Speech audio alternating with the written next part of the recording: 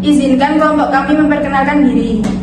Perkenalkan, nama saya Muhammad Isyam Naufal, NIM 05. Perkenalkan, saya Becky Dwi Agustina Ramawati, NIM 6. Perkenalkan, nama saya Rendriana Putri Wahyana, NIM 14. Perkenalkan, nama saya Lilis dengan NIM 02. Perkenalkan, nama saya Febriani Dia Pramesti dengan NIM 9. Perkenalkan, nama saya Fanda Alga dengan NIM 11.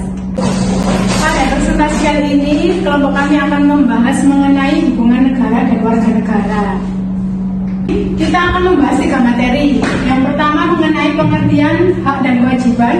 Yang kedua ada hak dan kewajiban negara dan warga negara menurut UUD 45. Dan yang terakhir kita akan membahas pelaksanaan hak dan kewajiban negara dan warga negara di negara Pancasila.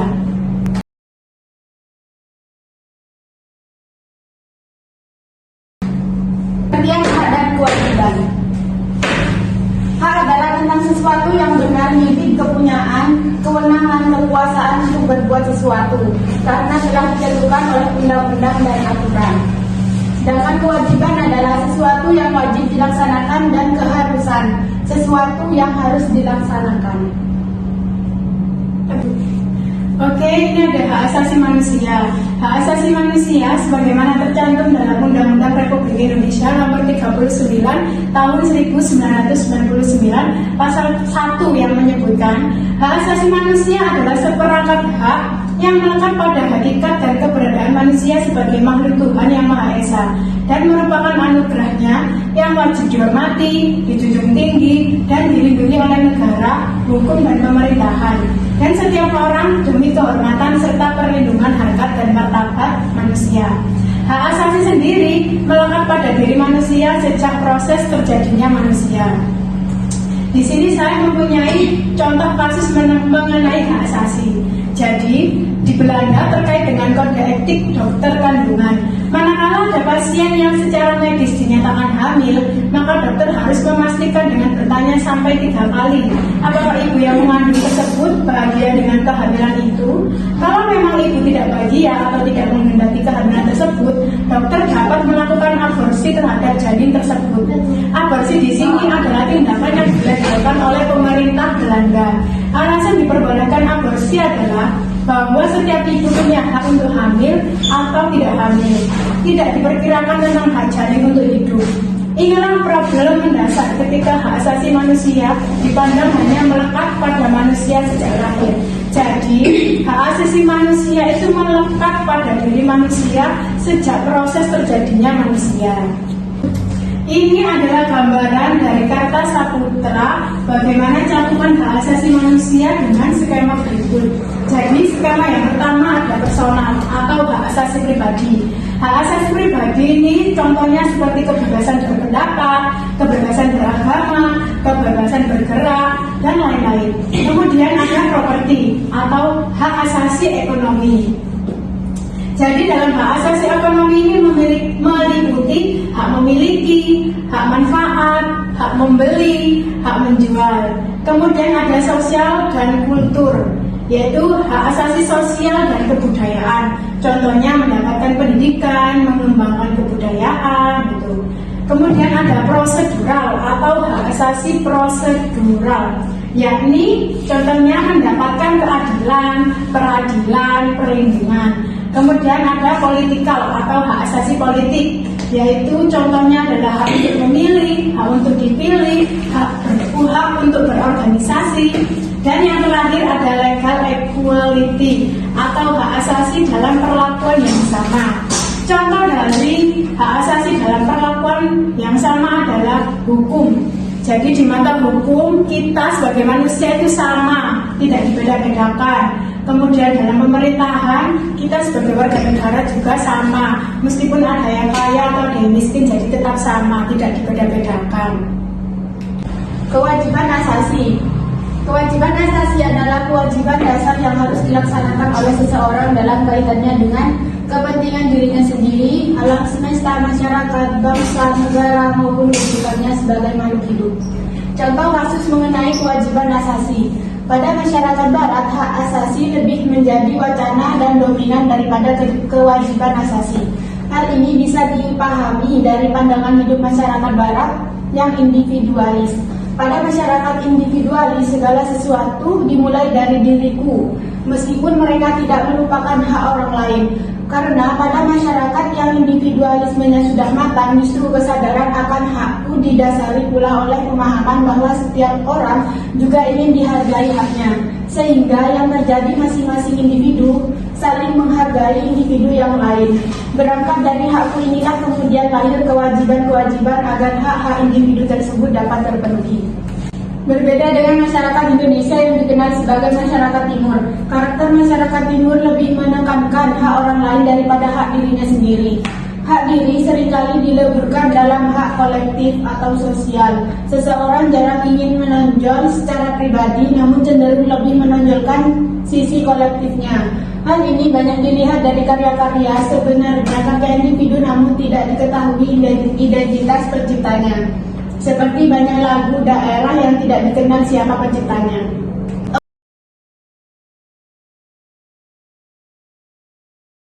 Oke, materi yang kedua membahas tentang hak dan kewajiban warga negara menurut Undang-Undang Dasar 1945. Kita membahas tentang kewajiban negara. Apa sih kewajiban negara itu? Jadi, kewajiban negara adalah sesuatu yang dilaksanakan oleh negara. Berikut ini adalah kewajiban negara. Pembukaan Undang-Undang 1945 Alinea 4 yang berbunyi tentang melindungi segenap bangsa, memajukan kesejahteraan umum, mencerdaskan kehidupan bangsa, dan ikut melaksanakan ketertiban dunia. Yang kedua, pasal 28I ayat 4 yang berbunyi perlindungan, kemajuan, penegakan, dan pemenuhan hak asasi manusia adalah tanggung jawab negara, terutama pemerintah. Yang ketiga, pasal 29 ayat 2 yang berbunyi menjamin kemerdekaan tiap-tiap penduduk untuk memeluk agamanya masing-masing dan untuk beribadat menurut agamanya dan kepercayaannya. Dan banyak lagi contoh kewajiban negara. Selanjutnya, hak warga negara. Hak warga negara adalah hak yang melekat pada diri manusia dalam kedudukannya sebagai anggota dari sebuah negara. Contohnya adalah pada pasal 27 ayat 2 pekerjaan dan penghidupan yang layak. 2. Pada pasal 28 berserikat dan berkumpul mengeluarkan pikiran dengan lisan dan tulisan. 3. Terdapat dalam pasal 28B ayat 1 membentuk keluarga dan melanjutkan keturunan melalui perkawinan yang sah. Selanjutnya adalah kewajiban warga negara. Kewajiban warga negara adalah sikap atau tindakan yang harus diperbuat oleh seorang warga negara. Contohnya adalah pada pasal 27 ayat 1 menjunjung hukum dan pemerintahan itu dengan tidak ada kecualinya. 2. Pada pasal 28C ayat 1 menghormati hak asasi manusia orang lain dalam tertib kehidupan bermasyarakat, berbangsa, dan bernegara. 3. Pada pasal 28C ayat 2 tunduk kepada pembatasan dan yang ditetapkan dengan undang-undang dengan maksud semata-mata untuk menjamin pengakuan serta penghormatan atas hak dan kebebasan orang lain dan untuk memenuhi tuntutan yang adil sesuai dengan pertimbangan moral, nilai-nilai agama, keamanan, dan ketertiban umum dalam suatu masyarakat demokratis. Jadi, tadi kita membahas tentang kewajiban negara, hak warga negara, dan kewajiban warga negara. Jadi, hak negara itu apa sih? Jadi, hak negara adalah keharusan warga negara untuk taat pada negaranya. Jadi, pandangan hubungan negara dan warga negara itu ada 3, yaitu yang ke-1 teori pluralis. Teori pluralis, kaum pluralis berpandangan bahwa negara itu bagikan sebuah arena tempat berbagai golongan dalam masyarakat beragam. Masyarakat berfungsi memberikan arah pada kebijakan yang diambil negara. Pandangan pluralis persis sebagaimana dikatakan Hobbes dan John Locke bahwa masyarakat itu mendahului negara. Masyarakat yang menciptakan negara dan bukan sebaliknya, sehingga secara normatif negara harus tunduk kepada masyarakat.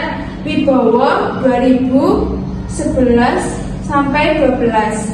Contohnya seperti kekuasaan di tangan rakyat.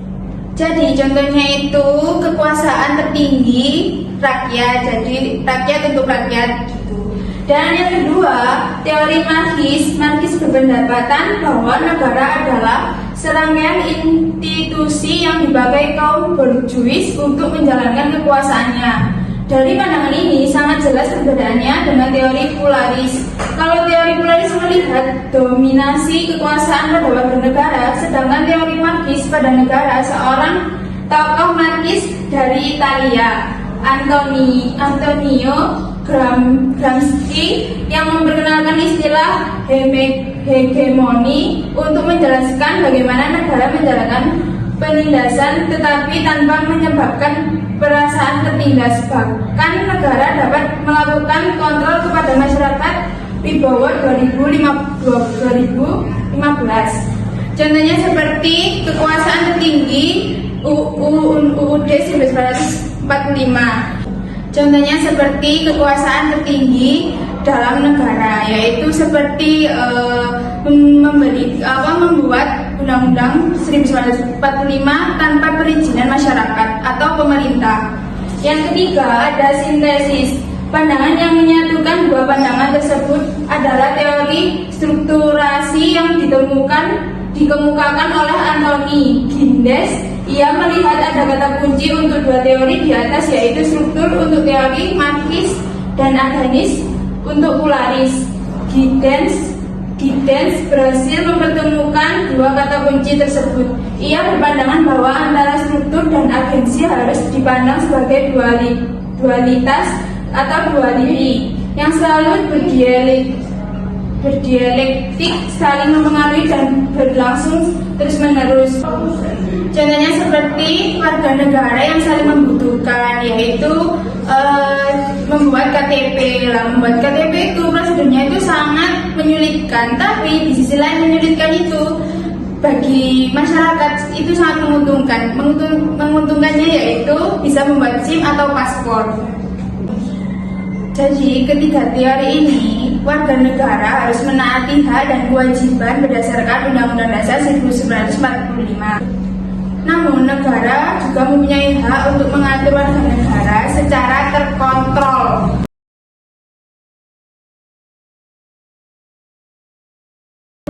Jadi pembahasan yang terakhir mengenai pelaksanaan hak dan kewajiban negara dan warga negara di negara Pancasila.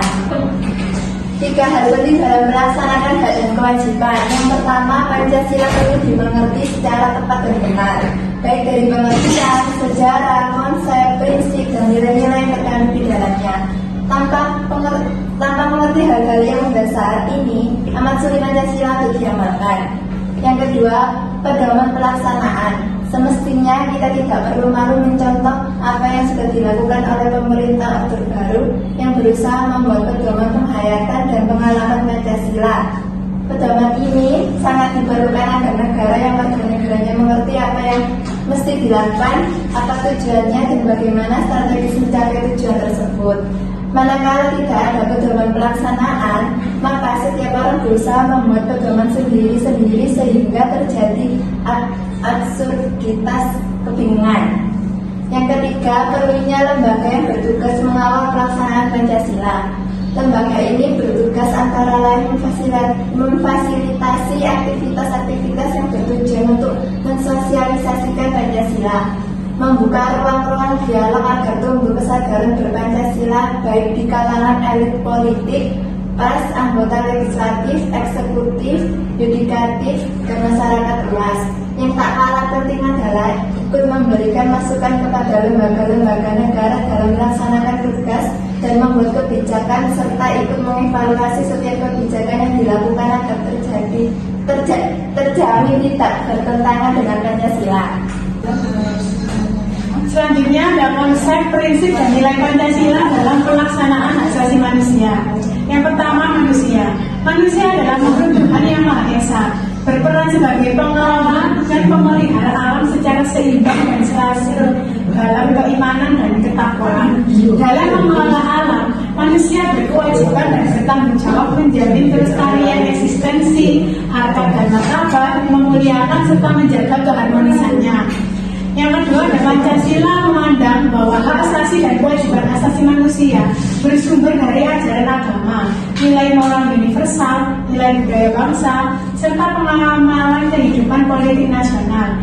Kemudian selanjutnya ada hak asasi manusia meliputi hak hidup, hak berkeluarga, hak mengembangkan diri, hak keadilan, hak kemerdekaan, hak berkomunikasi, hak keamanan, dan hak kesejahteraan yang tidak boleh dirampas atau diabaikan oleh siapapun. Kemudian ada perumusan hak asasi manusia berdasarkan Pancasila dilandaskan oleh pemahaman bahwa kehidupan manusia tidak terlepas dari hubungan dengan Tuhan, sesama manusia, dan dengan lingkungannya. Bangsa Indonesia menyadari, mengakui, menghormati, dan menjamin hak asasi orang lain sebagai suatu kewajiban. Hak dan kewajiban asasi terpadu dan melekat pada diri manusia sebagai pribadi, anggota keluarga, anggota masyarakat, anggota suatu bangsa, dan anggota masyarakat bangsa-bangsa. Negara Kesatuan Republik Indonesia mempunyai hak asasi yang harus dihormati dan ditaati oleh setiap orang atau warga negara. Bangsa dan negara Indonesia sebagai anggota Perserikatan Bangsa-Bangsa mempunyai tanggung jawab dan kewajiban menghormati ketentuan Deklarasi Universal Hak Asasi Manusia tahun 1948 dengan semua instrumen yang terkait sepanjang tidak bertentangan dengan Pancasila. Sekian dari kami, terima kasih. Wassalamualaikum